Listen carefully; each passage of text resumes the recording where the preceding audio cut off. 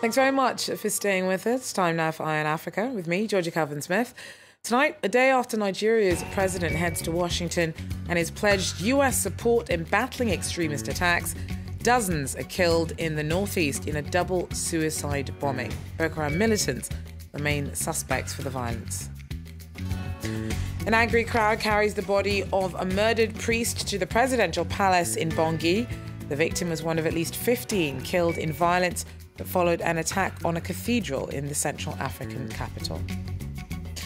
And as Zimbabwe sets its sights on new economic horizons, our team heads to the country's international trade fair for a closer look under the hood of what is in store. But first, more than 60 people were killed in a twin suicide bombing in northeastern Nigeria on Tuesday.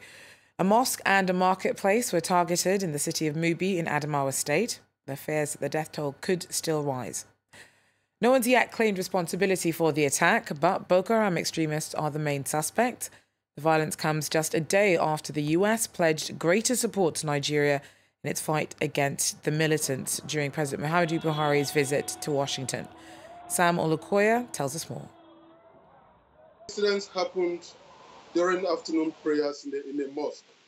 There was a first explosion by a male suicide bomber, and while people tried to get out of the mosque, there was a second explosion. I think this explosion, the attack were designed for maximum casualty because we are talking of a mosque situated right inside the market. So there were casualties both from inside the mosque and those from outside the mosque.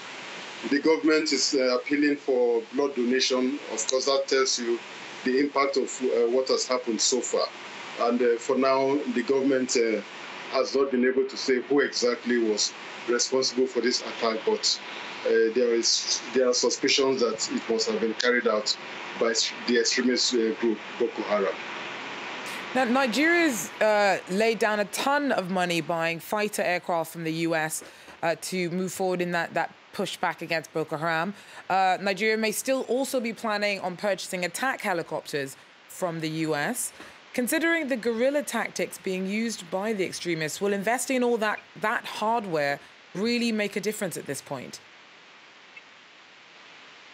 Well, I think the trend we've seen in the last years is that there had been a lot of emphasis on planes. Just yesterday, while the Americans were offering to supply arms, the Russians actually came into Nigeria and brought in 2 planes. So you can see where the emphasis is going on. But many have said that this is not a war you fight with fighter aircraft. You are fighting suicide bombers, and you don't need all that to fight suicide bombers.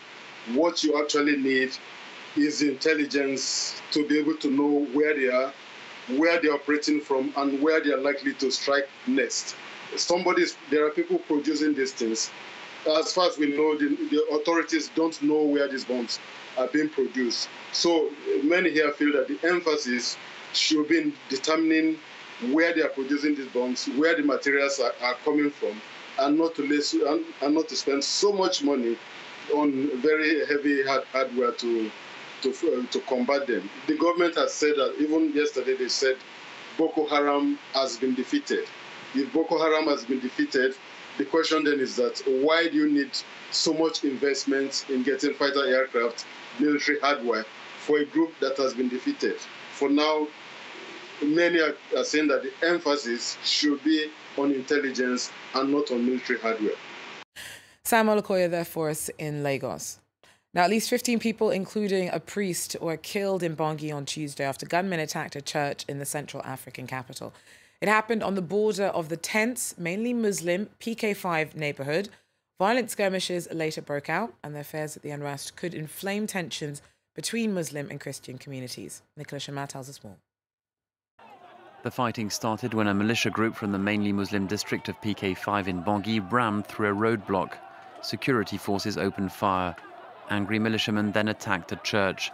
The priest Albert Tungumale Baba was killed. This crowd decided to bring his corpse to the presidency. Many people were wounded and taken to this hospital. We were in the church. Suddenly, everyone started running. My friend got shot in the foot. We brought her here. Some of the wounded stayed in the church. We went to church to celebrate Saint Joseph. Suddenly, Muslims came. They opened fire and they threw grenades. There was so much damage.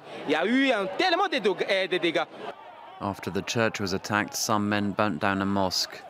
Last month, the National Army and the UN mission launched an operation to disarm militia groups in the PK5 district. On the 11th of April, 27 people and one peacekeeper were killed. Many observers now fear a return to the chaos that followed the coup against President François Bozizé in 2013. A priest who was abducted and then later released in Cameroon this week was reportedly taken by Anglophone separatists. Father Valentin Tata was let go, but the principal of St. Bede's College, Ashing Kom, who was kidnapped alongside him, is believed to still be being held. The school may have been targeted as it's one of the few still open, despite demands by English-speaking separatists that they all shut. Indira Ayuk tells us more. There has been relative calm in the northwest and southwest regions of Cameroon for the past 3 weeks with regards to the frequent abductions in that part of the country. However, the population in general and Christians in particular were taken aback early on Monday when 2 priests were abducted by 4 unidentified men who are reported to have been dressed in black. According to the security guards on the campus of St. Bede's College at Shinkom in Bamenda in the northwest region of the country, the men came in demanding that the school be shut down like other schools in the northwest and southwest regions of Cameroon. This other incident is coming after that in several schools in the northwest and southwest regions of the country where heads of institutions have been attacked by unidentified men. Meantime, the International Crisis Group has said it is about time the Catholic Church comes out to make a stance on the Anglophone crisis. Instead of simply calling for the release of detained Anglophone activists, they should go ahead to call for sincere dialogue in the country, spearheaded by the state of Cameroon. It should be noted that this incident is coming just a few days after a military base which was set up in the Bello division in the northwest region of Cameroon was taken down by the government of Cameroon after intense fighting between the military and separatist fighters. Indira Ayuk there for us in Yaoundé.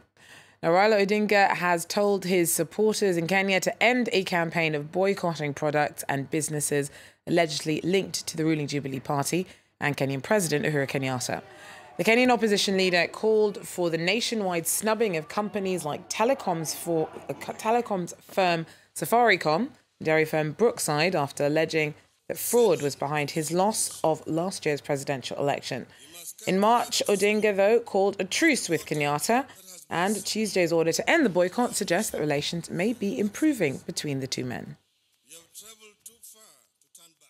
Zimbabwe's new president, Emmerson Mnangagwa, said that he's hoping that the country will enter a new economic era under his leadership.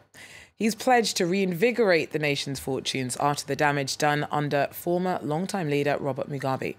Well, for a closer look under the hood of the country's economic drive, our team headed to the Zimbabwe International Trade Fair in Bulawayo.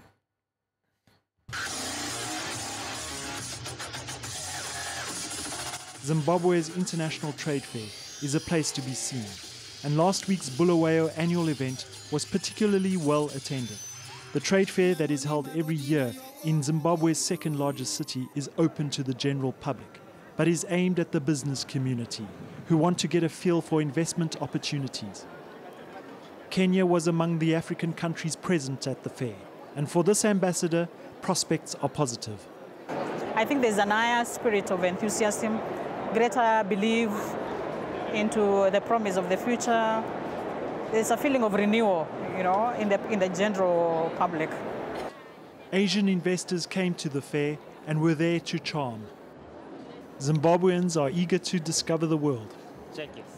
Despite the difficulties of the economic situation in Zimbabwe, everyone wants to develop their market. The ability to buy is still a bit low, but yeah, of course, then we try to adjust what we can sell here.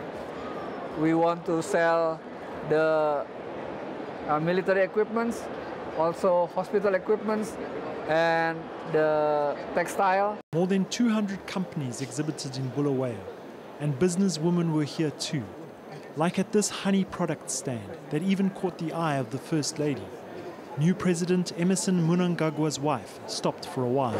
I was telling her about my business as a woman, how I've managed to establish and how I'm helping rural communities. She was excited because she didn't think this is a project for women. In Zimbabwe, beekeeping tends to be more men-orientated than female-orientated. Zimbabweans were reminded of the omnipresence of the ruling party, ZANU-PF, occupying one full exhibition hall. With elections in less than 3 months, political stability is crucial. Well, that's it for Eye on Africa for now. Thanks for joining us. Do so again. Take care.